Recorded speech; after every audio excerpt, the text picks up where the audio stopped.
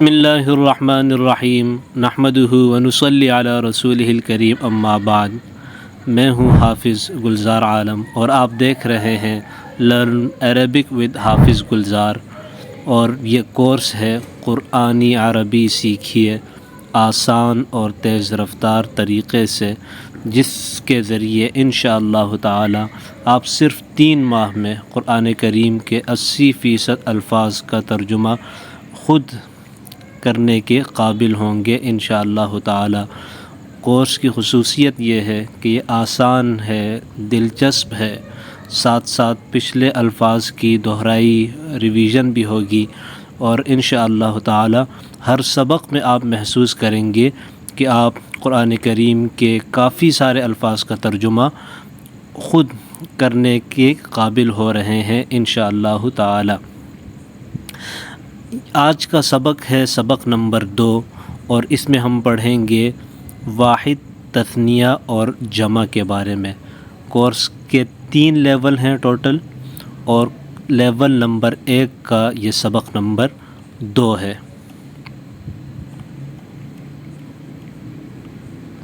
اس طرح بتایا گیا کہ ہر سبق میں ہم پچھلے الفاظ کی دہرائی بھی ساتھ ساتھ کریں گے، پچھلے اسباق کی دہرائی بھی کریں گے۔ تو یہ سبق جو سبق نمبر 1 ہے، اس کی ہم کچھ ریویژن کرتے ہیں اور پھر آج کے سبق کی طرف بڑھتے ہیں۔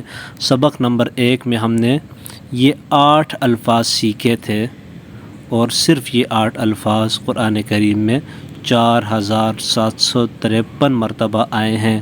یعنی اگر صرف یہ 8 الفاظ آپ نے یاد کر لیے ہیں ترجمے کے ساتھ، تو آپ قرآن کریم کے 4753 الفاظ کا ترجمہ خود کر سکتے ہیں۔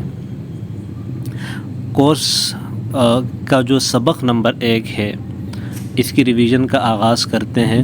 پہلے سبق میں ہم نے پڑھا تھا ضمائر منفصلہ کے بارے میں، ٹھیک ہے۔ ضمائر منفصلہ جمع ہے، اور اس کی واحد ہے ضمیر منفصل، ٹھیک ہے۔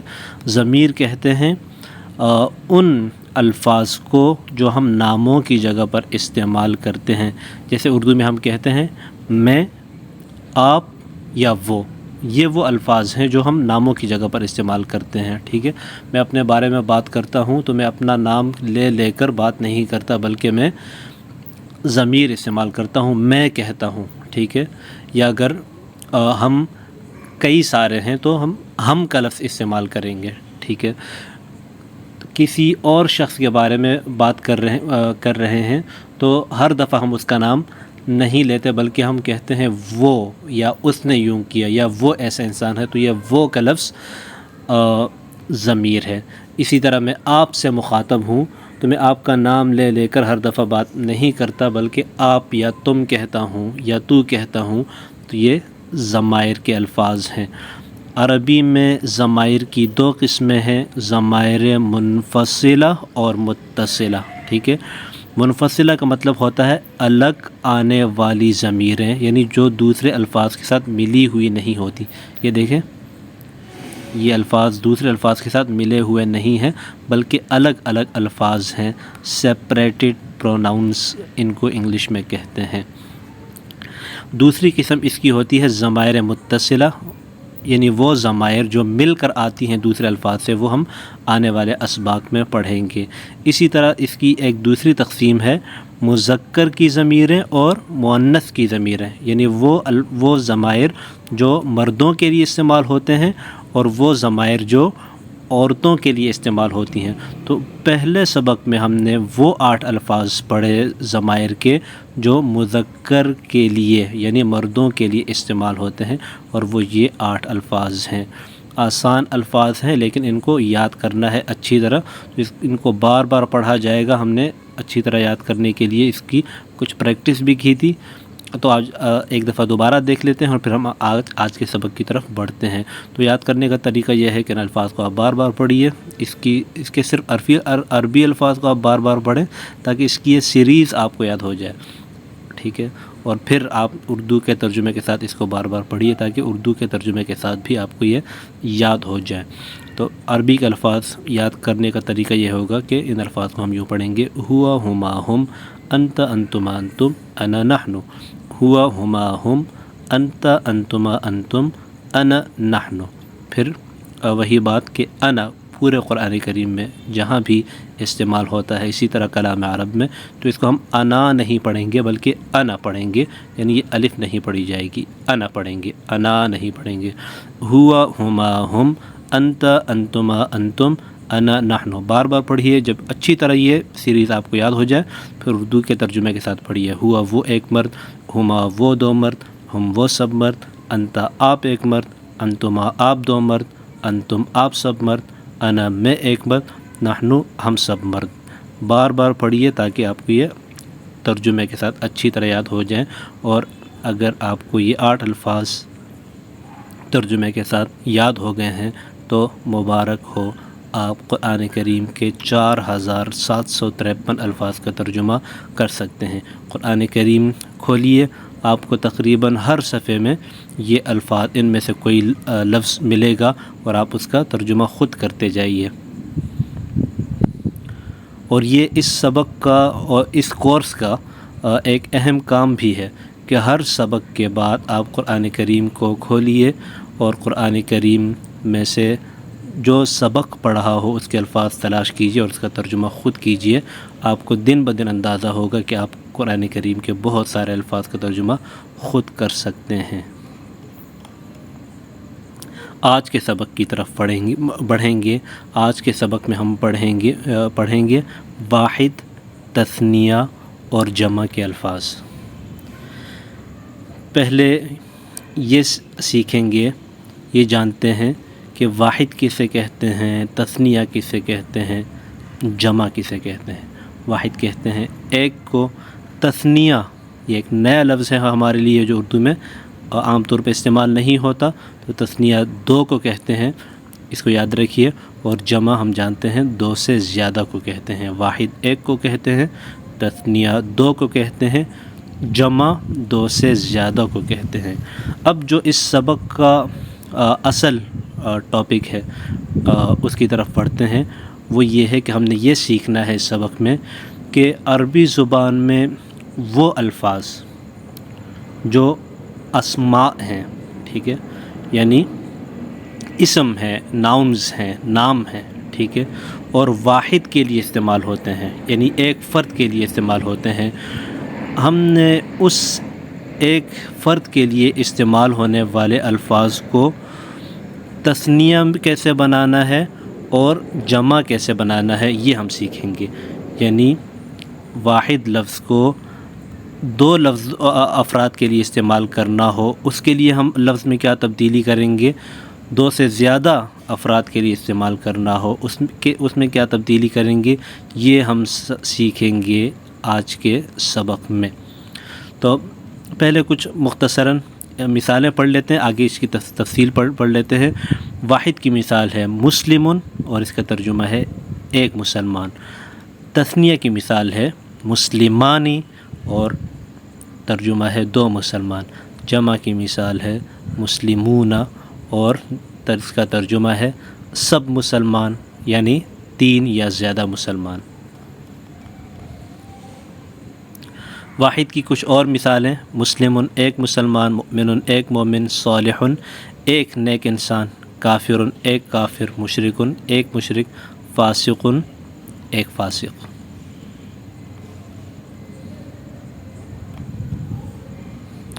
اب ہم اصل جو ٹاپک ہے اس کی طرف آتے ہیں، یعنی تثنیہ بنانے کا طریقہ اور پھر جمع بنانے کا طریقہ سیکھتے ہیں۔ تو واحد کے جو بھی الفاظ ہوں گے عربی زبان میں، ان کو تثنیہ بنانے کے لیے ہم ان واحد کے الفاظ کے آخر میں الف نون یا نون لگائیں گے۔ واحد کے الفاظ کو تثنیہ بنانے کے لیے، یعنی 2 افراد کے لیے استعمال کرنے کے لیے، ہم ان الفاظ کے آخر میں جو واحد کے الفاظ ہیں ان کے آخر میں الف نون، یہ دیکھیں الف نون یا نون بڑھائیں گے۔ ہاں، یا نون سے پہلے زبر لگائیں گے، یہ یاد رکھنا ضروری ہے، ٹھیک ہے، کیونکہ آگے جمع میں بھی یا نون لگاتے ہیں، لیکن جمع میں یا نون سے پہلے زیر لگتی ہے، تو یہ فرق یاد رکھیے تثنیہ اور جمع کا۔ تو تثنیہ میں جب یا نون لگائیں گے اس سے پہلے زبر لگائیں گے، اس سے پہلے والے حرف پہ زبر لگائیں گے، ٹھیک ہے۔ تو مؤمن کا جب کہ آخر میں جب الف نون اور یا نون لگایا تو لفظ بنے مؤمنانی یا اور مؤمنین، اور ان دونوں کا ترجمہ ہوتا ہے دو مومن، ٹھیک ہے۔ اسی طرح مسلمن کے آخر میں الف نون اور یا نون جب ہم نے لگائے تو لفظ بنے مسلمانی مسلمینی، ٹھیک ہے۔ مسلمن ایک مسلمان، مسلمانی اور مسلمینی دو مسلمان۔ یہاں ایک سوال یہ پیدا ہوتا ہے کہ تثنیہ کے لیے دو لفظ بنے ہیں، ایک مؤمنانی اور ایک مؤمنینی، ایک مسلمانی مسلمینی، تو کب مؤمنانی استعمال ہوگا، کب مؤمنینی، کب مسلمانی، کب مسلمینی؟ تو اس کا جواب یہ ہے کہ اس کی تفصیل آگے آئے گی، ابھی سمجھنا کچھ مشکل ہوگا، لیکن اتنا آپ یاد رکھ لیں کہ جب بھی مؤمنانی یا مؤمنینی آئے، ٹھیک ہے، یعنی جب بھی کسی واحد کے لفظ کے آخر میں الف نون یا یا نون لگے اور یا نون سے پہلے زبر ہو تو آپ فوراً سمجھ جائیں کہ یہ تثنیہ کے الفاظ ہیں اور اس میں دو افراد کا ترجمہ کریں گے۔ اب آتے ہیں جمع بنانے کا طریقہ، بالکل آسان ہے۔ تثنیہ میں ہم نے الف نون یا نون لگایا تھا، اس میں ہم واو نون اور یا نون لگائیں گے، اور وہی بات کہ جمع میں یا نون سے پہلے ہم زیر لگاتے ہیں۔ تو مؤمن کی جمع بنانے کے لیے واو نون یا نون لگایا تو لفظ بنے مؤمنون مؤمنین، مؤمن ایک مومن، مؤمنون مؤمنین سب مومن، مسلم ایک مسلمان، مسلمون مسلمین سب مسلمان۔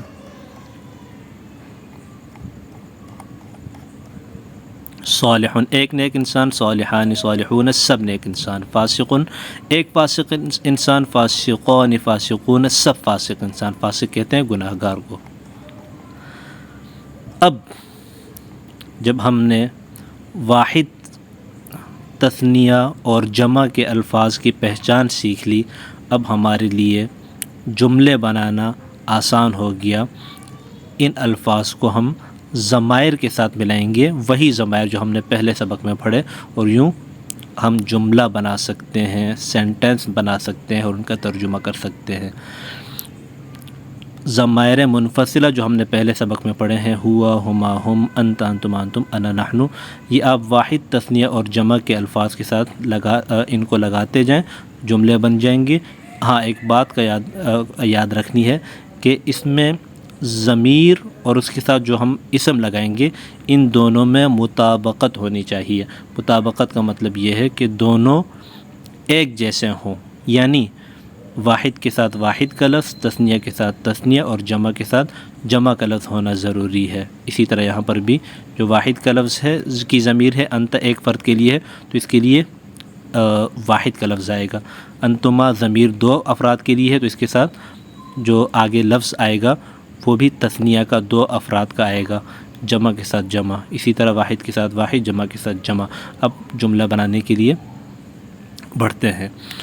ہوا مسلمن، وہ ایک مسلمان ہے، ہوا کا ہم نے ترجمہ پڑھا ہے وہ، مسلمن ایک مسلمان، ہوا مسلمن وہ ایک مسلمان ہے، ہما مسلمانی وہ دو مسلمان ہیں۔ یہاں پر چونکہ جملہ مکمل ہو رہا ہے تو آخر میں ہے اور ہیں آپ بڑھاتے جائیں گے تاکہ جملہ مکمل ہونے کی نشاندہی ہو۔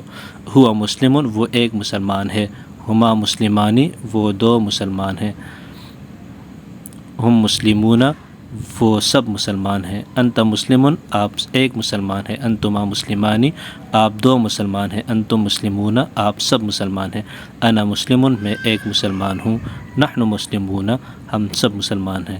عربی کے الفاظ کو آپ بار بار پڑھیں، پھر ترجمے کے ساتھ بار بار پڑھیں، پھر درمیان سے پڑھیں تاکہ اچھی طرح آپ کو تسلی ہو جائے کہ آپ ان الفاظ کا، اور پھر ان الفاظ کے ساتھ جب ضمائر کے ساتھ جب ہم نے یہ واحد تثنیہ جمع کے الفاظ ملائے تو ان کا ترجمہ آپ آسانی سے کر پا رہے ہیں۔ پھر آپ آگے بڑھیں۔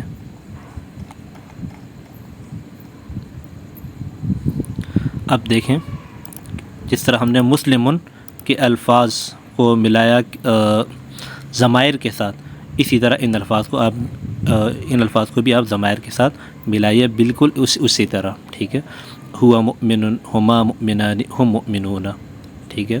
اسی طرح انت مؤمن، انتما مؤمنان، انتم مؤمنون، انا مؤمن، نحن مؤمنون. ترجمہ کیا ہوگا؟ ہوا مؤمن وہ ایک مومن ہے، ہما مؤمنان وہ دو مومن ہے، ہم مؤمنون وہ سب مومن ہیں، انت مؤمن آپ ایک مومن ہیں، انتما مؤمنان آپ دو مومن ہیں، انتم مؤمنون آپ سب مومن ہیں، انا مؤمن میں ایک مومن ہوں، نحن مؤمنون ہم سب مومن ہیں. اس میں ایک اہم بات کہ متکلم کے لیے، ٹھیک ہے، متکلم یعنی جو شخص بات کر رہا ہے، یعنی میں اور ہم، ٹھیک ہے. اس میں تثنیہ کے لیے کوئی خاص الگ سے لفظ استعمال نہیں ہوتا، بلکہ جو جمع کا لفظ ہے ہم اور عربی میں نحن، یہی تثنیہ کے لیے استعمال ہوگا. نحن کا لفظ تثنیہ کے لیے استعمال ہوگا، اس کے لیے کوئی الگ سے لفظ نہیں ہے. اسی طرح صالحون کی مثالیں آپ اسی طرح ضمائر کے ساتھ ملا کے پڑھی. اسی طرح صادقون کی مثالیں. بہتر یہ ہوگا کہ ہر سبق کے سننے کے بعد آپ اس کا خلاصہ لکھ لیا کریں اور ہمارے واٹس ایپ گروپ میں جو سوال جواب کا گروپ ہے اس میں آپ بھیج دیجئے، تاکہ اس میں اگر کوئی غلطی ہو تو اس کی نشاندہی ہو. سبق کا خلاصہ لکھیے. سب سے پہلے سبق کو بغور سنیے، اس سبق کو اچھی طرح یاد کریں. سبق کا چند الفاظ میں، چند لائنوں میں خلاصہ یعنی مختصر اور جامع خلاصہ لکھیے، اور قرآن کریم میں مثالیں تلاش کر کے خود ترجمہ کیجئے. یہ چند کام آپ پابندی کے ساتھ کریں گے تو انشاءاللہ بہت جلد آپ کو اس کورس کا مقصد حاصل ہو جائے گا اور آپ اللہ کا کلام سمجھنے پر انشاءاللہ قادر ہوں گے، خود ترجمہ کر سکیں گے انشاءاللہ تعالی. اب اس طرح کے اور الفاظ قرآن کریم سے تلاش کیجئے اور انہیں 8 ضمائر کے ساتھ لگا کر پڑھیے. عابد عابدان عابدون، ذاکر ذاکران ذاکرون، صابر صابران صابرون.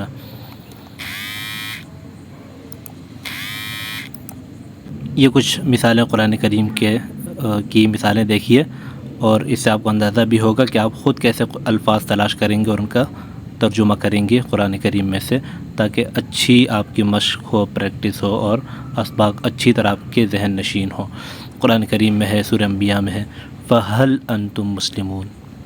آپ دیکھیں مسلمون کا لفظ دیکھ کے ہی آپ کو اندازہ ہونا چاہیے. اگر آپ نے سبق اچھی طرح سنا ہے، سمجھا ہے، تو آپ فوراً سمجھ جائیں گے کہ مسلمون جمع کا لفظ ہے اور اس کا مطلب ہے سب مسلمان، ٹھیک ہے. فَهَلْ أَنْتُمْ مُسْلِمُونَ، بس کیا تم سب مسلمان ہو. انتم دیکھیں، انتم بھی ہم نے پڑھ لیا ہے پہلے سبق میں، انتم تم سب مرد، ٹھیک ہے، اور مسلمون تم سب مسلمان، ٹھیک ہے. فَهَلْ أَنْتُمْ مُسْلِمُونَ، بس کیا تم سب مسلمان ہو. المسلمین کا لفظ دیکھ کے آپ فوراً سمجھ جائیں گے کہ یہ جمع کا لفظ ہے، کیونکہ اس میں یا ہے آخر میں اور اس سے پہلے زیر آ رہی ہے. اگر زبر ہوتی تو کیا ہوتا؟ تثنیہ ہوتا، لیکن زیر آ رہی ہے لہذا یہ جمع ہے. انی من المسلمین، بے شک میں مسلمانوں میں سے ہوں. اور آخر میں یہ سورہ احزاب کی آیت ہے، اس کو بغور دیکھیے. آیت نمبر آپ دیکھ لیجئے اور انشاءاللہ اس کی سلائڈز بھی آپ کے ساتھ شیئر کی جائیں گی. کوشش کریں کہ اس کا آیت کا ترجمہ مکمل آپ خود کریں، ٹھیک ہے. سورہ احزاب آیت نمبر 30، 33، 35.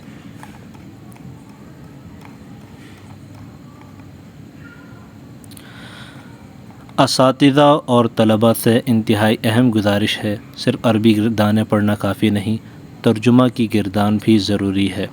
صرف ترجمہ یاد کرنا کافی نہیں، ایمانی اور اخلاقی تربیت بھی ضروری ہے. ہر سبق کے الفاظ اور آخر میں اجرا کے لیے دی گئی آیتوں پر غور کیجیے.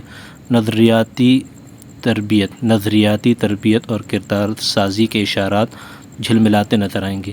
انہیں اپنے دل و دماغ میں اتار کر عمل و کردار کو اس کے مطابق ڈھالیے.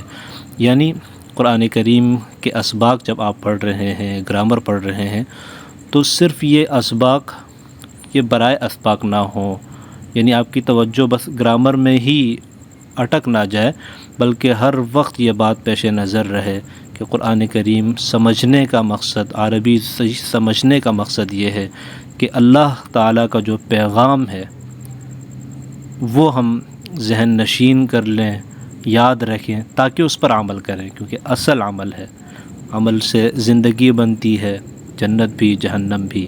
یہ خاکی اپنی فطرت میں نہ نوری ہے نہ ناری، ایمان کے ساتھ عمل صالح کی بار بار تاکید آئی ہے قرآن کریم میں، ان الذین آمنوا وعملوا الصالحات، بار بار۔ یعنی علم کافی نہیں ہے بلکہ اس پر عمل ضروری ہے۔ اللہ تعالی ہم سب کو عمل کرنے کی توفیق عطا فرمائے۔ وآخر دعوانا ان الحمد للہ رب العالمین۔ الحمدللہ ہم نے اس سبق میں واحد، تثنیہ، جمع کے الفاظ آئے، اس کے علاوہ 10 نئے الفاظ سیکھے جو قرآن کریم میں 2114 بار آئے ہیں۔ قرآن شریف میں کل تقریباً 4500 الفاظ ہیں جو تقریباً 78000 بار آئے ہیں، ٹھیک ہے۔ یعنی ہمیں صرف 4500 الفاظ یاد کرنے ہیں جو اس کورس کے ذریعے ہم انشاءاللہ بآسانی یاد کر لیں گے، آسان طریقے سے۔ سبق کا اختتام کرتے ہیں۔ السلام علیکم ورحمۃ اللہ وبرکاتہ۔